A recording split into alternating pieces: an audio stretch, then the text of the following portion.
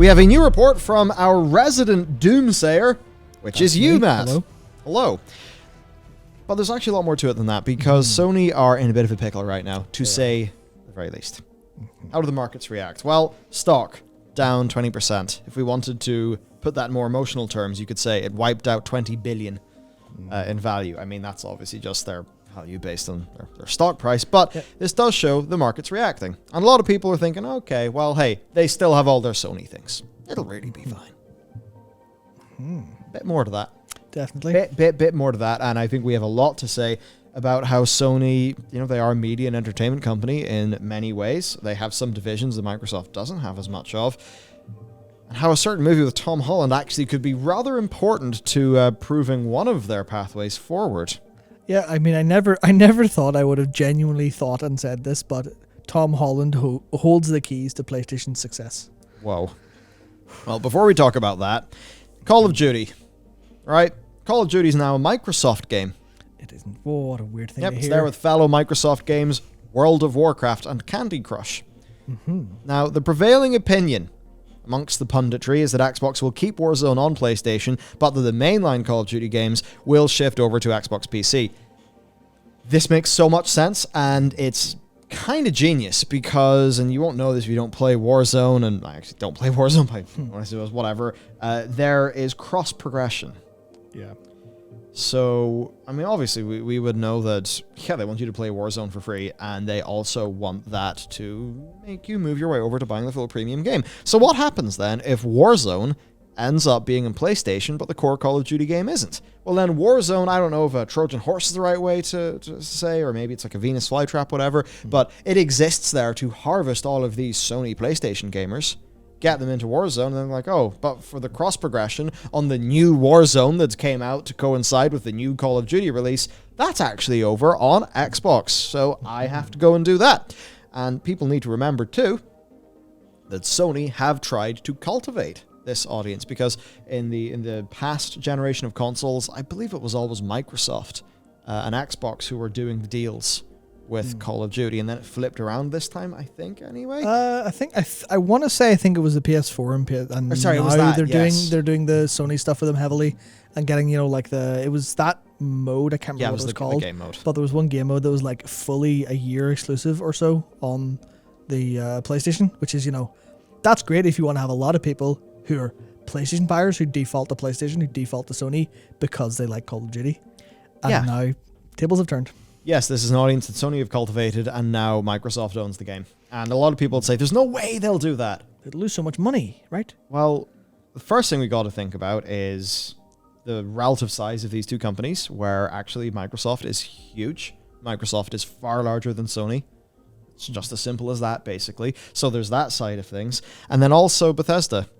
Now, the thing is, I think the rage from consumers hasn't been felt yet with Bethesda. No. But there's a lot of PlayStation people who, as I said earlier, they survived Skyrim and PS3. They like those games, and those are major games. They're now going to be on Xbox. Yeah. Starfield, of course, as well. That is major. So Microsoft is evidently willing to throw their weight around. And a lot of people would have said, well, yeah, but what about the money they'd make selling the games? Well, that clearly is not enough to make the next Elder Scrolls game, Fallout game, or Starfield be on the PlayStation 5. Yep, they're completely happy to sacrifice that short-term revenue gain for the actual long-term success of more people on our platform. And obviously, when you're Microsoft, you're allowed to make that play. You have the room to. Yeah, and one of the important things, being a platform holder like Sony, is making money in your platform. And they do that via a 30% cut, and then any deals that are made, ad buys, store placement. So there are two highest selling games that they're making a 30% cut on. Oh, those were actually Vanguard and Call of Duty Cold War. In 2021, yeah. Yeah, so 2021's two top-selling third-party games, top-selling games, they happen to be third-party games, those are no longer there. They're obviously there in 2021, but in the future, maybe they won't be. Yep. It's a massive amount of their revenue gone. Straight up. Straight up, that is a massive blow. And even if Microsoft was to keep on selling those things on Sony, they're on Game Pass.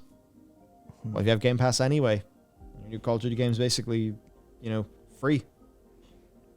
Yeah, especially, what will they add to Warzone from Game Pass? Yeah. Will there be some premium subscription for a better experience there?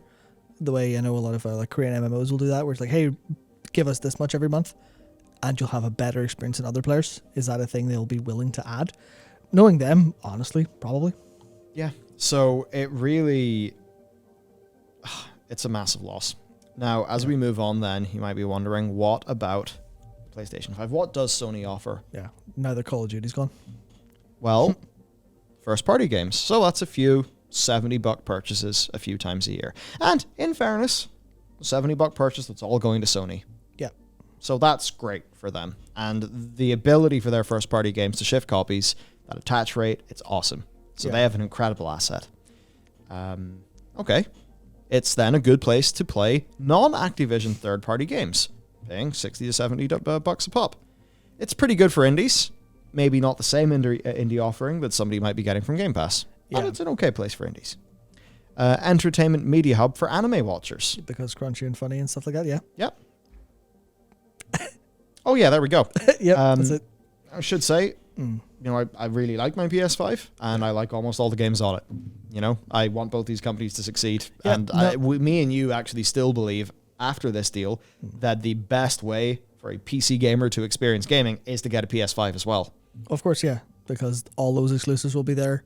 It is an exceptionally good console to actually just play stuff on. It's genuinely great. But if you can only own one thing, yep, is it going to be a Series X?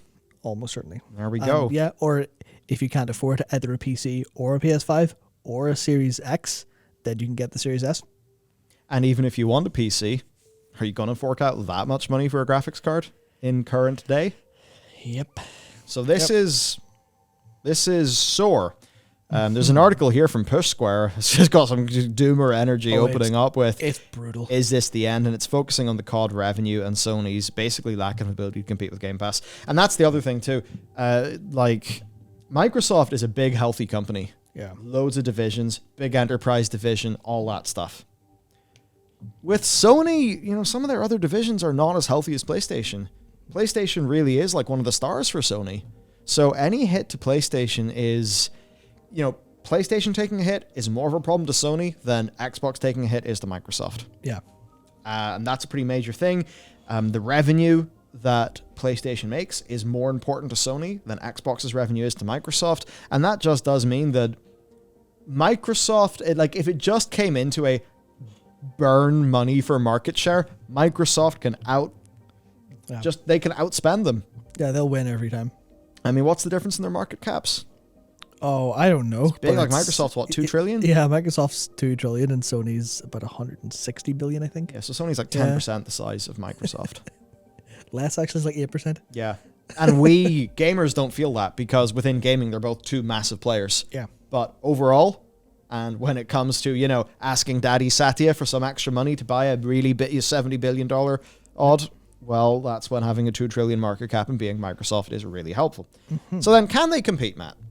I think they can compete, but you have to sort of examine how they can compete and kind of what it means to the players involved. Because you look at obviously Call of Duty going away, there's going to be a massive hit to the PS5 ownership, I would imagine, assuming this goes sort of recent. Because obviously we're at that point in the console cycle where a lot of people have bought in, but not everyone.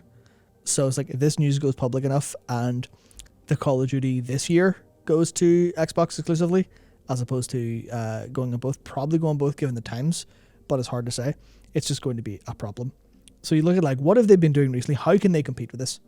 And the how is obviously the first thing is we'll just buy someone else, but they can't really do that because they're so much smaller. They can't just buy that. I mean, if you look at what they have been buying recently, it's all these Western focused studios that have world-class development resources or close enough ties to them. There's Bluepoint, there's Nixes, there's Valkyrie, all that stuff that are okay, I see how you're doing this to help develop your games, but that's a long-term play, and you have almost a short-term problem right now, which I think is where the issue is going to come from. So acquisition is it's something that's been important in business for the longest time, absolutely. But it's something that I think that the players of games who are maybe not reading the businessy industry news all the time, it's something that now is very relevant to everyone in gaming, not just sort of business people or people being like, what's the hottest video gaming stock? So if we're going to think, what are the acquisition targets that Microsoft or that Sony could have? Capcom. No. Yes and no. So obviously Sony have a decent relationship with Capcom. Obviously, like Monster Hunter World did extremely well, stuff like that. But then Monster Hunter World also did extremely well on PC. And that's what Capcom have been finding recently. Lots of success by moving their games to PC. Resident Evil did exceptionally well there. Monster Hunter World did there. Monster Hunter Rise, I think, did it pass 8 million across Switch and PC? So they're not tied to the platform. But they also have all of this, like, I guess, horizontal integration across arcades and pachinko. So it's not a super solid deal there. I could see them maybe trying to get some exclusivity across their console games. Like, is a Dragon's Dogma 2 going to be, PlayStation and PC exclusive, not go to Xbox? Possibly, but then they'd be paying up a lot for that. And then that's just not, I just don't think that's going to happen. But then we look at like the other one that people have been talking about, and that's Square Enix. And it's the same situation there, where they have a really, really good relationship with Nintendo. So they're not going to abandon that to work on Sony exclusively. Also, they have had great success on PC recently. Obviously, the quality of the FF7 port aside, and some of their Epic stuff aside. But they've been doing, generally really good stuff on PC. But the other part of that is Square Enix are so much more than just gaming. They have the entire like Japanese publishing wing. Yeah. They've got all the music, all the merchandising. They've got the manga unit, which does extremely well for them as well. And Sony would basically have to buy all of that, because Square Enix are never going to say, oh yeah, this thing that's key to all of our business is working. Yeah, we'll just sell that to you. So Sony would have to buy them outright. And then that's also them buying a whole bunch of Japanese stuff that obviously Sony aren't all that interested in, at least for the PlayStation side of things. So they would be spending billions and billions and billions for a lot of value that would be really useful to them, but it wouldn't be a massive help to PlayStation in the long term, especially when they already have decent relationships there anyway. So it's brutal. So that's then. Of course, Konami's gaming division. That's one that we like the idea of in terms of IP, but then we're maybe a little bit more worried about in terms of the development talent side. As an example, like the best people working on Metal Gear have probably ended up going to Kojima Productions. 100%. So who knows what the state of their teams are like, but certainly there is IP that could be played with Konami. And maybe Konami are not the most interested in that gaming division. It's kind of hard to tell. We did see some signals lately that maybe they're a bit more interested now and they want to exploit what they've got there. Yeah, hard to say. I think that's the problem. Exploit. Because the Castlevania NFTs went up and they made something like $180,000, something like that there, just off a bunch of NFTs that were being auctioned off. And there's a chance that Sony could just say, fuck it, we'll buy it all for a lot of money. We'll make better use of it than you will. Idiots, whatever. But again, that's a case of they would then have to find the developers to make those games when they're so much focused on making their own IP and their big IP, and they've likely got the vast majority of the developers accounted for in their plan. So a quick shift isn't going to work. Now, Sega is one that you could really see making incredible sense. However, they do have a good relationship with Microsoft. Incredible, in fact. Obviously, money talks. So that I'm sure that's something Sega will be willing to, break off or change. I mean, if the acquisition price made sense, but so that could be in play, but maybe not so much. Yeah, so FromSoft is another idea then. Indeed, it is. But again, it's like almost the same as with Bluepoint for so long. It's like, I guess with Insomniac and Naughty Dog as well. It's like, why have you not just bought these studios? But then FromSoft also are owned by Kadokawa, who are the Japanese publisher.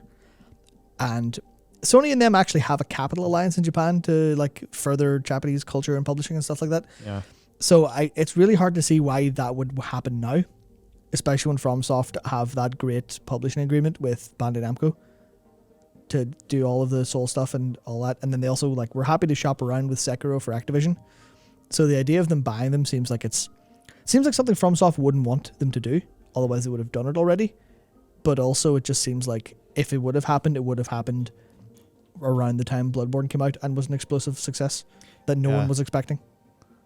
So they just kind of didn't, which is really awkward. And Kojima falls under largely the same category. We're like, well, they could buy Kojima Productions. That'd be them. They'd have the next, they buy the IP from Konami. They buy Kojima Productions. They have the next Metal Gear Solid. And then you go, well, Kojima Productions is Kojima Productions. I don't think Kojima would be happy to go just be bought again. He's too old as a creator. He wants to do what he wants to do until he is fucking dead, basically. He's said as much. He wants to just do this stuff and be interesting. And being directly owned by Sony would be a blocker to that. Massively. Yeah. Plus, too, if we're to say that what they need is a bit of a step change, then, that is another great asset. But is it going to move the needle in the way that a fundamental strategy shift would? Maybe not. One that could do that is Electronic Arts. Yes. That would be pretty humongous. I mean, I know a lot of people play FIFA on their PlayStation. Yep. But, like... they can't afford it. They can't afford it. Probably. I mean, who knows? But they'd have to pay, if you're kind of looking at the stock and all that, like maybe 50 billion. So like EA they've always been, but anyway, at least right now, they're smaller than Activision Blizzard. Not by a massive amount, though. So Sony themselves, they're sitting there, 160 billion, 50 billion EA. Then would EA even want to sell? Maybe EA's thinking, well, our metaverse plays great. Yeah, that's our market cap now, but we believe our long-term value is way more than that. So actually, Sony, you'd have to be forking over a lot more than just what you'd think. So basically, can they acquire their way out of this? Maybe not. You can't just buy Battlefield and compete with Call of Duty. EA killed the Medal of Honor franchise trying to do that, and they almost killed Battlefield trying to do that. You can't compete with COD. So if we're to move on then, maybe it's because Sony, maybe something they can do is leverage how they are an entertainment company while Microsoft are a tech company. So, I mean, there's interesting things. I mean, a techie thing is VR, and Sony have that with PlayStation. Microsoft don't. Yeah. But something as well. Microsoft have tried their film and TV initiatives. Obviously, the Halo television series is in the works now. So, even though this is one of the good angles Sony can go for, Microsoft is actually encroaching. Yep. But where Sony could do some good stuff is creating culture. So already a lot of the Sony characters, there's great fandoms around them. Characters like Ellie, of course, that one ended up being a bit more fractured. Some people loved where that story went. A lot of people I know who loved the first game and, you could say are not the sorts of people to have a big reactionary take on a character like Abby. Like what happened. A lot of the people I know who are like that still don't like Last of Us Part 2 because of, not because of the politics of the creators of the game or anything like that, but like just quite simply the basic storytelling and sort of that thing. So funny little situation with that. But you could say, I mean, did they do more damage to the Last of Us's like staying powers of brand than they thought? I'd wonder. I think they did. But it's the creating culture aspect. And one of the companies who are the best at this is, of course, Riot. Now, when we look at Sony Film Studio, they have the Uncharted movie. Animated features, of course, where, people used to laugh at Sony for animated features and actually for a lot of their live action too. Yeah. Like with that shitty Ghostbusters movie they did and all of that stuff. And I think they've pushed out so much tripe. But what do you got? You got Spider-Verse. You've got that one with the dad and the daughter, and it has Zoomer humor, but it has a lot of heart and it's a really good movie. Or it's a pretty good movie, whatever. Sony, like on the animation side, are actually doing better and better and better things. And you look at the new Spider-Man movies, those are obviously Sony Marvel co-productions, I believe. Yeah. Now, how much of them being good is because of the Marvel side versus the Sony side? That's definitely the big question. Yes, of course. But they do have this institutional capacity to make movies. If this Uncharted movie is shit, then that will be a problem. Yeah, I think that's where I think what I said earlier about Tom Holland having the keys to PlayStation success. I think that's where I kind of come in with that. It's that so much of what they need to do is what they kind of already do, but also take the Riot approach of, listen, we need everyone in the world to run around, with, Horizon Zero Dawn shirts on, do the Marvel 2 in a way, and kind of ride that entertainment and cultural wave, as opposed to dominate the tech market with services and products. They kind of have to have that first party be so strong and be so undeniably strong that people be like, yes, I will ignore Call of Duty because I'd rather play Horizon and God of War and Uncharted and whatever else they come up with over time. And I think that that's just going to be a very difficult thing to do, but they'll succeed if they can get the outside of games stuff sorted. If they can get people to watch a movie and then buy a PS5, they're sold. But they need to be able to do that, and I think looking at Sony, you're like, I don't know if they can, especially when they have this, like, you look at their movies and they feel kind of old school to me. They feel very much like they're not very modern. They feel like they're the kind of the stuff that we kind of grew up with in like the early 2000s. Feels like a little bit of that. Whereas you look at what Riot are doing, and they're like completely kind of globally, culturally doing stuff where everything they do resonates really well across the entire world, including like the South America stuff. Mm-hmm. It hits well in North America. It hits very hard in Asia, and Sony don't seem to have any of that really going for them. They're hyper focused on this like Western Hollywood premium stuff. And I think that's going to be like, they need to get that super right, but I feel like that's a losing strategy even in the long term. Yeah. Unless they can do it really super perfectly. And it's just, they're not to be like complete doom and gloom for them, but they're definitely in a very bad spot, I think.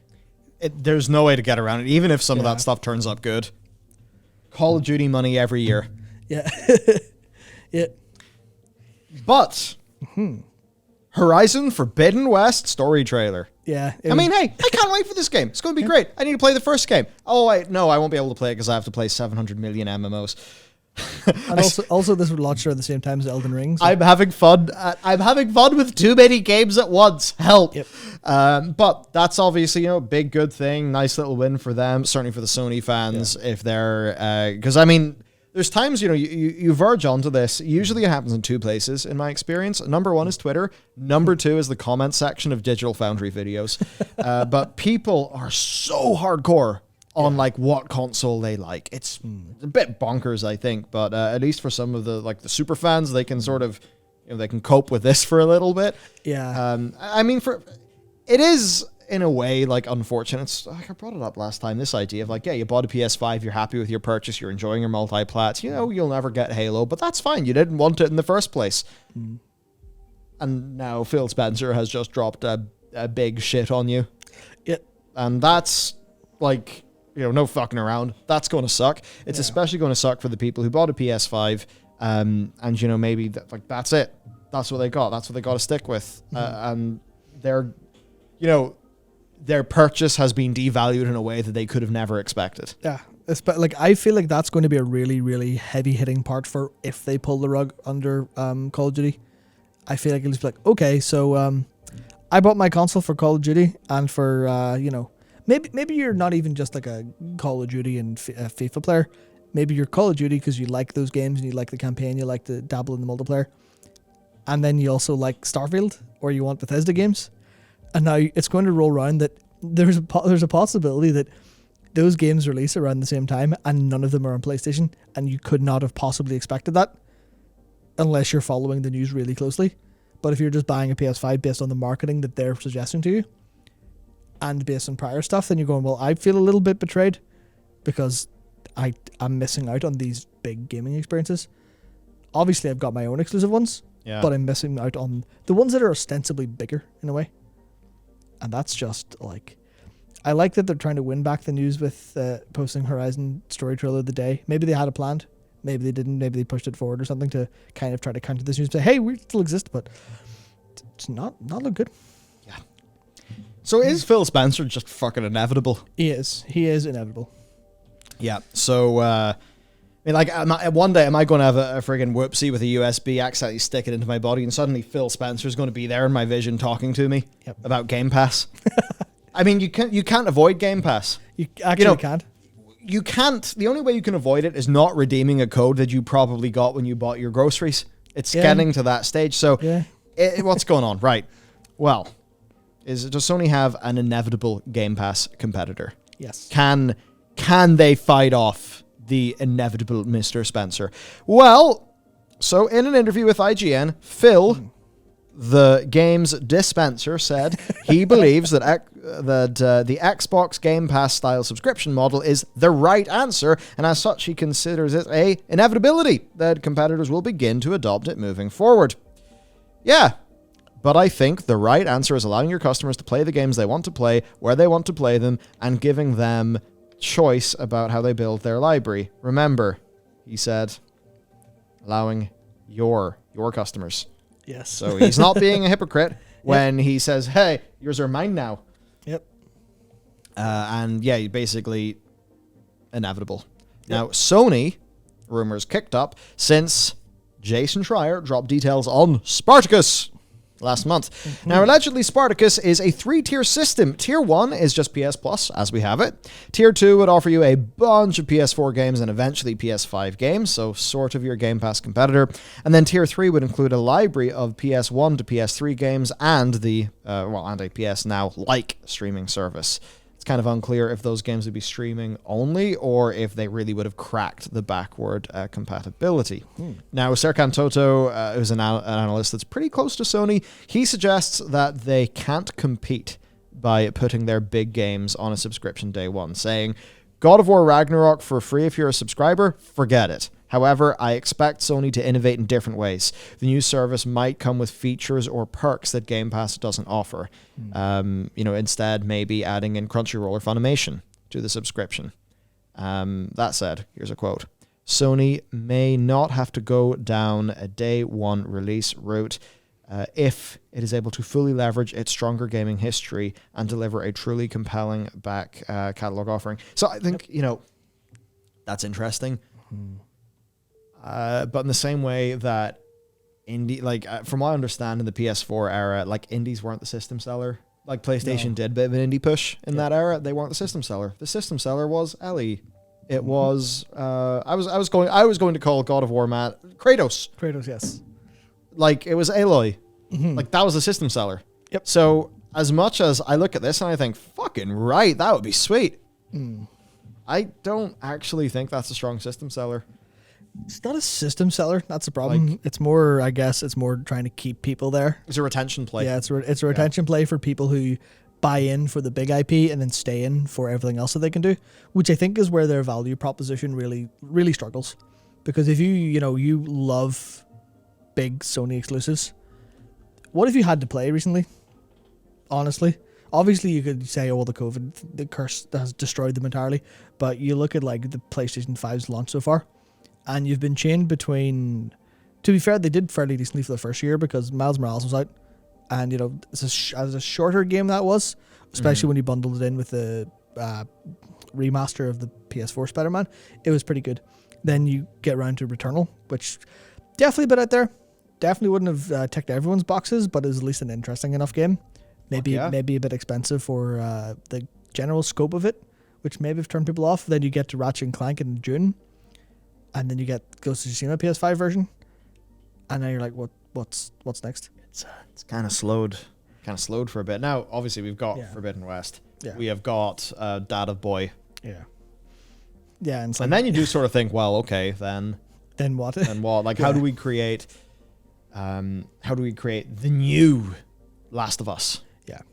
Right? The new big thing. And Returnal can, I think, never be that. No, never. It's just not set up that way. No. And I suppose another side of it, though, is can they do this with multiplayer 1,000+ hour games? That's because the problem. If I'm zooping in here as a gamer, I don't want Sony to bother with any of that shit. I want them to make experiences that I will treasure and remember. But if I'm zooping in here as an analyst, I'm saying, where's your 1,000-hour experiences? Yeah, but that's the thing. They can still rely on Warzone, but I think for a lot of people, the kind of Call of Duty and the Call of Duty experience that was there, that was a good experience that kept you between those games, has disappeared. Obviously, it's still there with the likes of the FIFA and the sports games. It's there with other indies and just some decent console exclusives that come out, but generally speaking, they need something to be the glue that binds these massive bricks of IP. And I think that's where the backwards compatibility stuff, if they do hey, here's the history of PlayStation, I think that would work as pretty good glue to keep people there. But then it's also pretty bad if people have to put in $70 every couple months for their big game and then also pay an extra $10, probably knowing, because obviously Game Pass is $10 because it's cheap.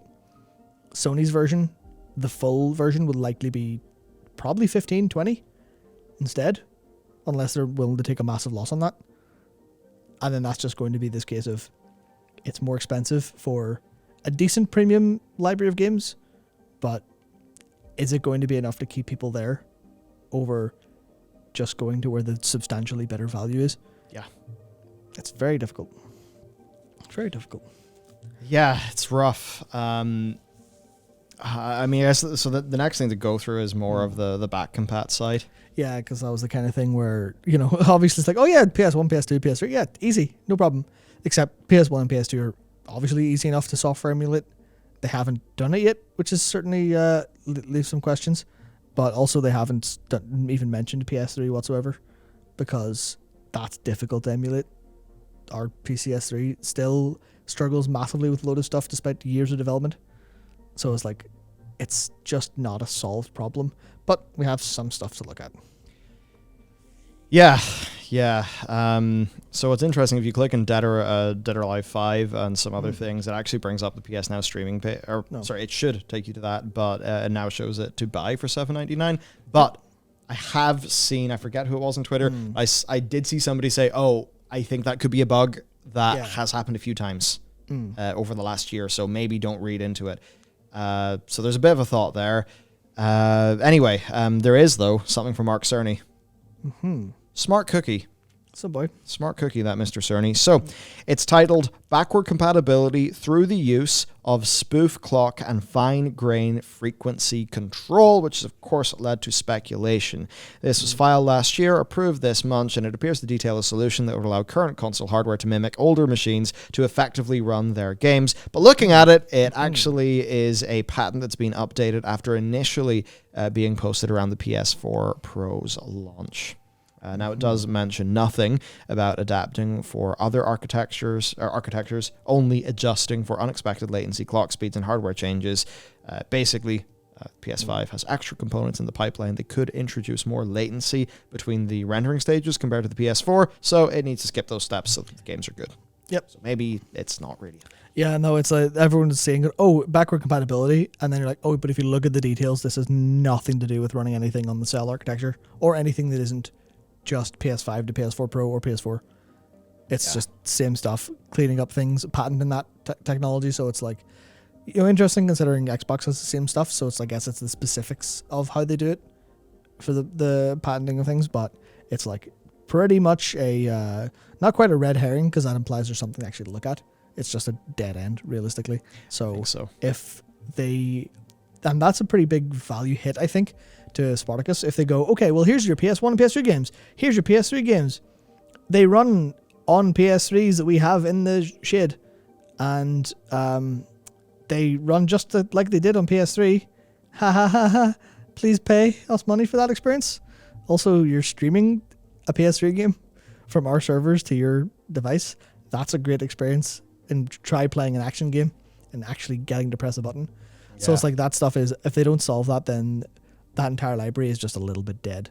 Yeah. Unless they get the improvements, which obviously, Xbox has been doing that pretty good with their backwards compatibility that comes with, what are they called? FPS boost?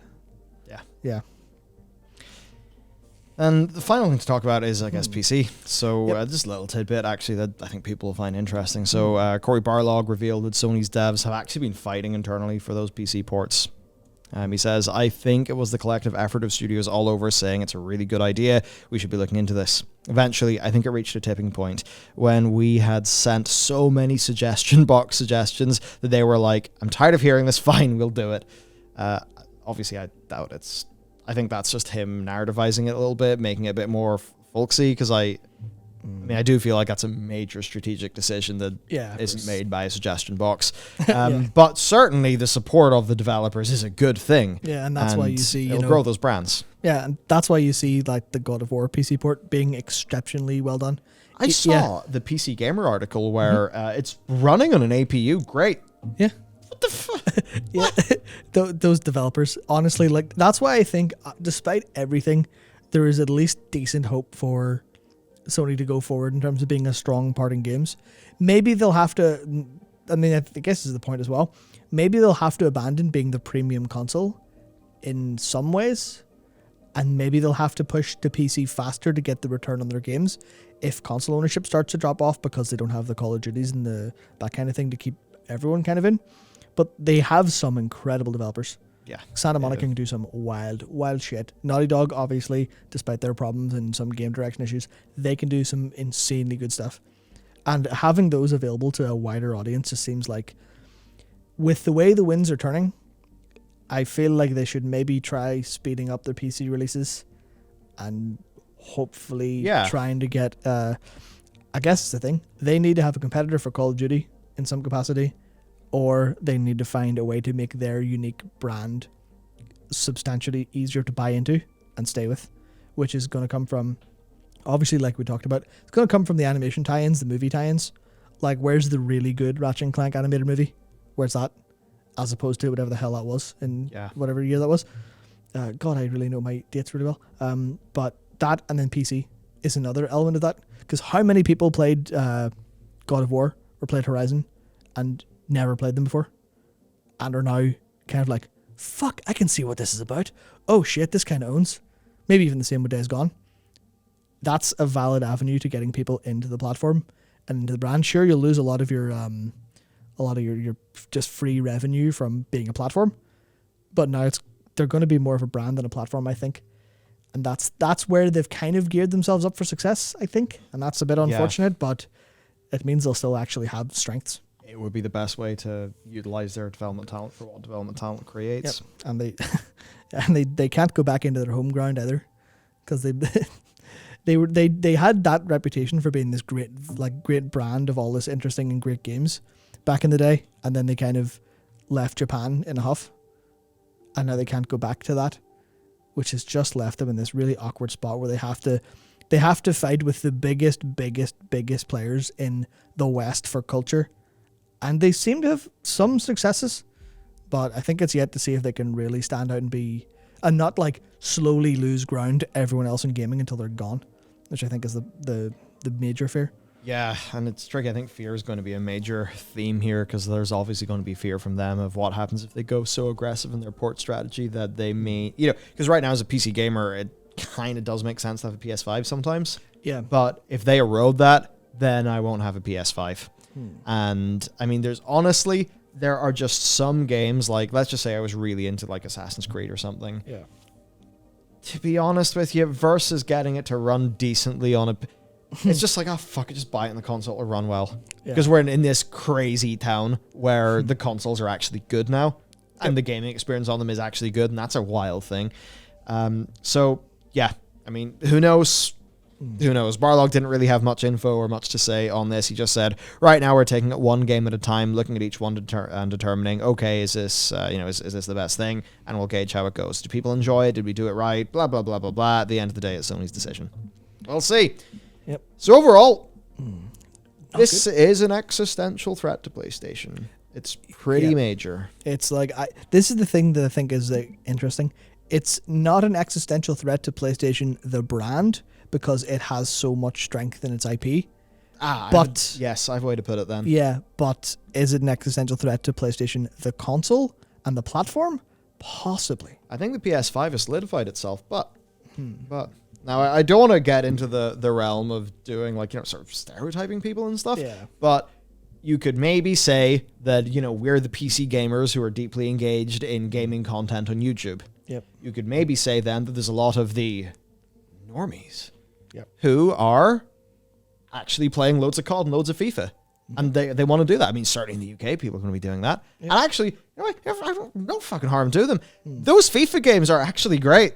I wish Ultimate Team wasn't the way that it was. Oh, yeah, but I remember every time I've played a FIFA game, I've thought, oh yeah, it's actually way better than I would have even given it credit for. What the hell? And the thing is, when those people are deciding what console they're going to get next, if they want to play both FIFA and Call of Duty, if even one of them is only on another platform, they're going there. Yep. So maybe even more so, this is an existential threat to the PS6 more than the 5. Yeah, almost certainly. I think that's where it just is. And that's maybe the long-term strategy that's going to have some investors spooked. Yep. I mean, that's... So, ouch. Yeah, it must be awful to been at Sony and been blindsided by this news, because I don't know if they would have any indication of this happened unless they have people on the inside around the place. But the fact that almost no one knows. No, that's the thing. Yeah, there was not even the hint of a rumor of this until 15 minutes before the news is dropped. So I don't know what they're thinking, but I'm sure we'll see something soon on that regard. Yeah. Although obviously not that soon, because they're not just going to come out and say, hello, this has really fucked us up. We're going to fight back. Here's how. We're going to have to see it unfold over the next like 6 months or a year. Or, maybe even just they're in the negotiations table going, please, we will do anything to keep Call of Duty. Please, we'll cut our revenue to like, our split will be 5%. Please, just give us anything. It's hard to know what they can do.